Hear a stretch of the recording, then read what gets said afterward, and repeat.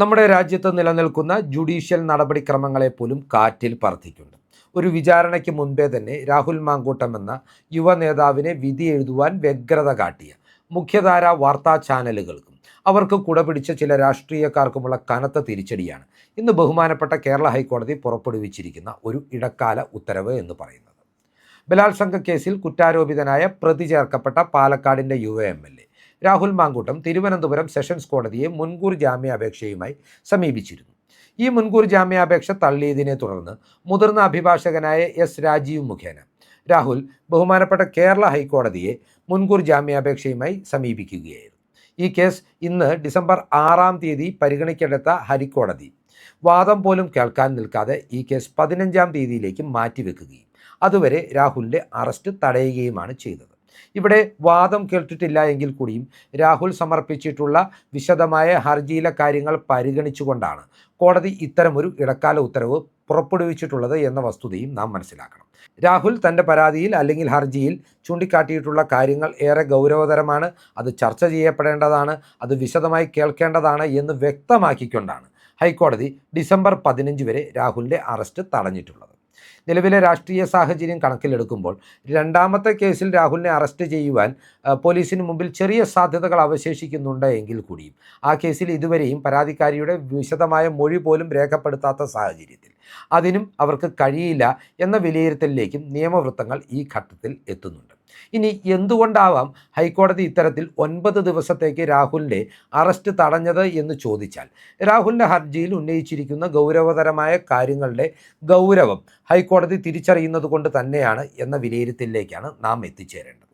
കാരണം അത്രമാത്രം ഗുരുതരമായ കാര്യങ്ങളാണ് രാഹുൽ ഇവിടെ ചൂണ്ടിക്കാണിച്ചിട്ടുള്ളത്.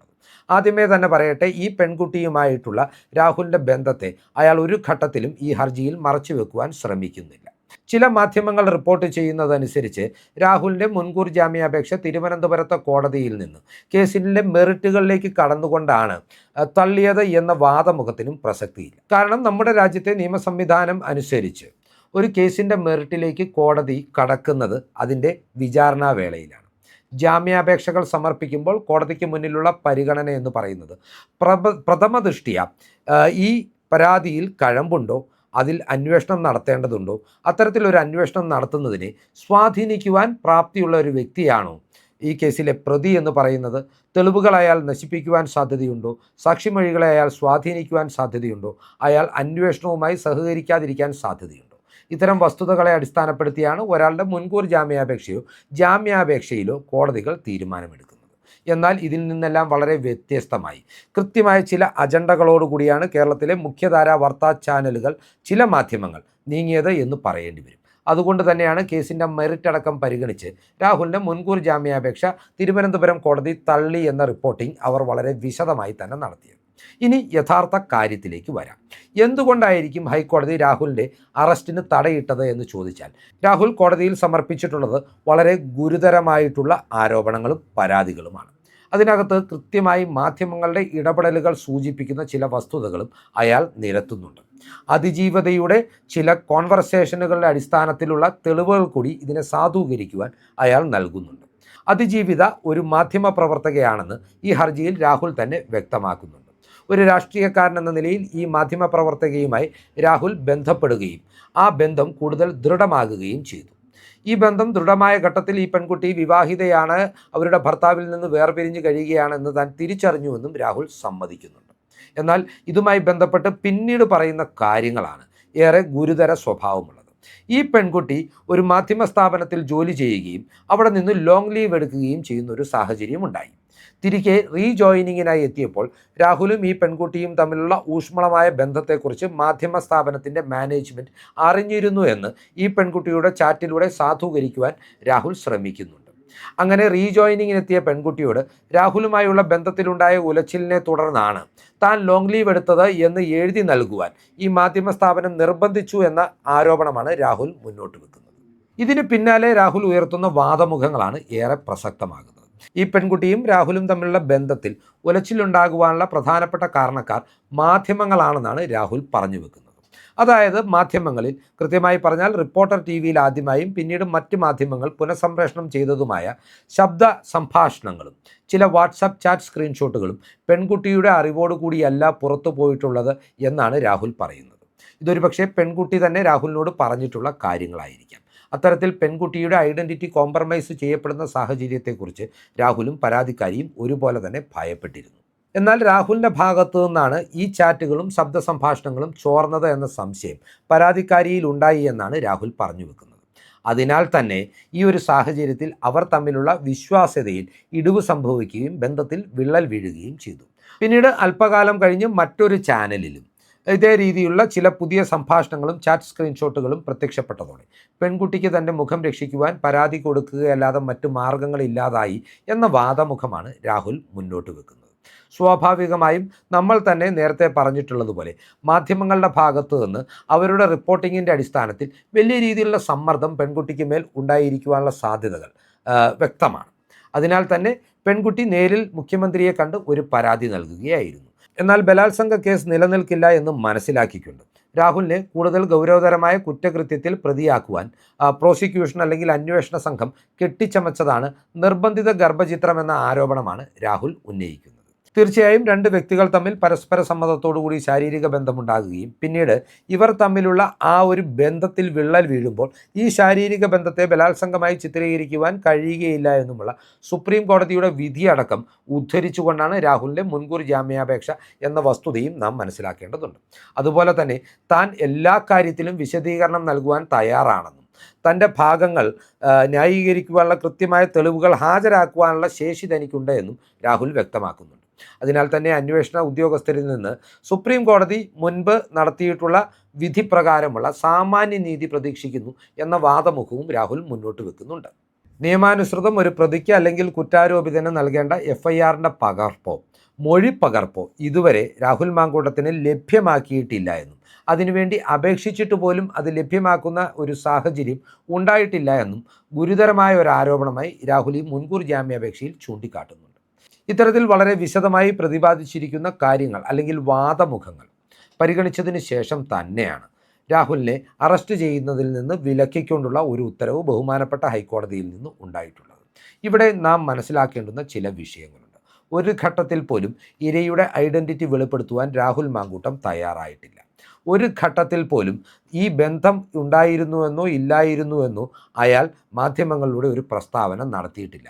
തൻ്റെ സ്വകാര്യമായിട്ടുള്ള ഒരു ബന്ധം തൻ്റെ സ്വകാര്യതയിൽ ഉൾപ്പെടുന്ന ഒരു വിഷയം എന്ന സമീപനം തന്നെയാണ് രാഹുൽ മാങ്കൂട്ടം എല്ലാ ഘട്ടത്തിലും സ്വീകരിച്ചിരുന്നത്.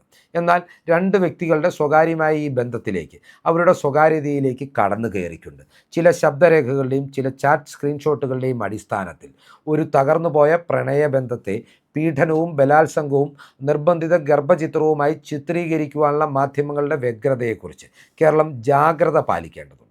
ഇവർക്ക് ആരാണ് ഇതിനുള്ള ധൈര്യം നൽകുന്നത് എന്ന് ചോദിച്ചാൽ സ്വാഭാവികമായും അത് ഭരണകൂടമാണ്, ഭരിക്കുന്ന ഭരണകൂടത്തെ നിയന്ത്രിക്കുന്ന CPM എന്ന രാഷ്ട്രീയ പ്രസ്ഥാനമാണ് എന്ന സംശയവും ഉണ്ടാകേണ്ടതുണ്ട്. കാരണം രാഹുലിനെ ന്യായീകരിച്ചുകൊണ്ട് രംഗത്തെത്തിയ രാഹുൽ ഈശ്വർ തീർത്തും അനീതിക്കിരയായി ഇന്ന് ജയിൽവാസം അനുഷ്ഠിക്കുകയാണ്. ഒരു ഇരയുടെ ഐഡൻറ്റിറ്റി വെളിപ്പെടുത്തുന്ന കുറ്റകൃത്യം നമ്മുടെ രാജ്യത്ത് ചെയ്താൽ അതിന് 2 വർഷം തടവ് ശിക്ഷ ലഭിക്കാവുന്നതാണ്. പക്ഷേ അതൊരു ജാമ്യം ലഭിക്കുന്ന, സ്റ്റേഷൻ ജാമ്യം ലഭിക്കുന്ന കുറ്റമാണ്.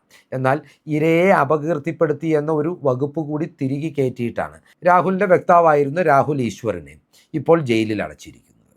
ഇത്തരത്തിൽ എതിർക്കുന്നവരെ ഇല്ലായ്മ ചെയ്യുവാൻ, അവരുടെ പ്രതിച്ഛായയെ നശിപ്പിക്കുവാൻ, അവരുടെ സ്വകാര്യതയിലേക്ക് പോലും കടന്നു കയറുവാൻ മാധ്യമങ്ങളെപ്പോലും ഉപയോഗിക്കുന്ന ഒരു സർക്കാരാണ് കേരളം ഭരിക്കുന്നത് എന്ന വസ്തുതയാണ് ഇതിൽ നിന്ന് വ്യക്തമാകുന്നത്. അല്ലെങ്കിൽ അങ്ങനെ ഒരു സംശയമാണ് ഉടലെടുക്കുന്നത്. ഇവിടെ ഈ ആരോപണങ്ങൾ ഉയർന്നു വന്ന ടൈമിങ്ങിനെ കുറിച്ച് കൂടി നാം ചിന്തിക്കേണ്ടതുണ്ട്.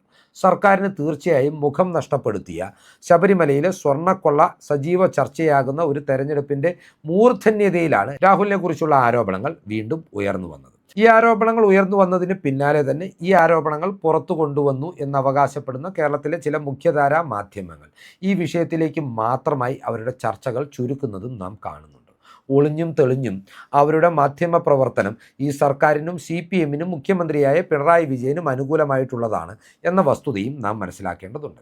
മാസങ്ങളായി ശബരിമലയിലെ സ്വർണ്ണക്കൊള്ളയുടെ പശ്ചാത്തലത്തിൽ പോലും മാധ്യമങ്ങളെ കാണുവാൻ കൂട്ടാക്കാതിരുന്ന മുഖ്യമന്ത്രി പിണറായി വിജയൻ ഇന്നലെ രാഹുലിൻ്റെ മുൻകൂർ ജാമ്യാപേക്ഷ തള്ളിയതിന് പിന്നാലെ രാഹുൽ മാങ്കൂട്ടത്തെ കോൺഗ്രസ് പുറത്താക്കിയതിന് പിന്നാലെ മാധ്യമങ്ങൾക്ക് മുമ്പിൽ പ്രത്യക്ഷപ്പെടുകയും ചെയ്തു. അവിടെയും മാധ്യമങ്ങൾ ശബരിമലയിലെ സ്വർണ്ണക്കൊള്ളയെക്കുറിച്ച് ചോദിച്ചപ്പോൾ ആരെയും തങ്ങൾ സംരക്ഷിക്കില്ല എന്ന ജനറൽ നിലപാട് പ്രഖ്യാപിച്ച പിണറായി വിജയൻ ദീർഘനേരം സംസാരിക്കാൻ ആഗ്രഹിച്ചത് സ്ത്രീ പീഡകർക്കെതിരെയായിരുന്നു. കൃത്യമായി രാഷ്ട്രീയ മുതലെടുപ്പ് നടത്തുവാൻ ഒരു തെരഞ്ഞെടുപ്പിൻ്റെ വേളയിൽ മുഖ്യമന്ത്രി ശ്രമിക്കുന്ന അധപതിച്ച കാഴ്ചയാണ് ഇവിടെയും കാണാൻ കഴിയുന്നത്. ഏതൊക്കെയാണെങ്കിലും ഒരു കാര്യം വ്യക്തമായി ഇവിടെ നമുക്ക് പറയാൻ സാധിക്കും. രാഹുൽ മാങ്കൂട്ടത്തിന് ഒരു ഇടക്കാല നീതി ലഭ്യമായി എന്നുള്ളത്.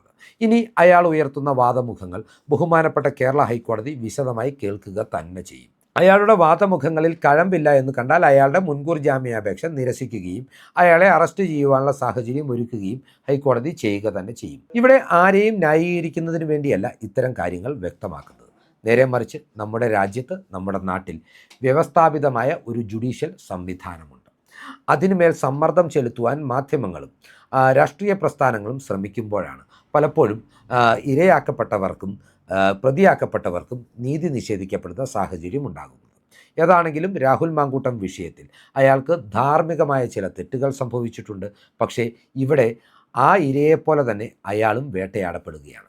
ഇവിടെ രാഹുലിനെയും ഇരയെയും അല്ലെങ്കിൽ രാഹുലിനെയും പരാതിക്കാരിയെയും വേട്ടയാടുന്നത് രാഷ്ട്രീയ മുതലെടുപ്പിന് ശ്രമിക്കുന്ന ചില രാഷ്ട്രീയ പ്രസ്ഥാനങ്ങളും അവർക്ക് കൂട്ടുനിൽക്കുന്ന മാധ്യമങ്ങളും തന്നെയാണ്. ഈ വസ്തുതകൾ പ്രേക്ഷകർക്ക് മുമ്പിൽ അവതരിപ്പിച്ചുകൊണ്ട് ഈ വീഡിയോ അവസാനിപ്പിക്കുകയാണ്. കൂടുതൽ രാഷ്ട്രീയ വാർത്തകൾക്കും വിശകലനങ്ങൾക്കുമായി ഞങ്ങളുടെ ചാനൽ സബ്സ്ക്രൈബ് ചെയ്യുക. നന്ദി.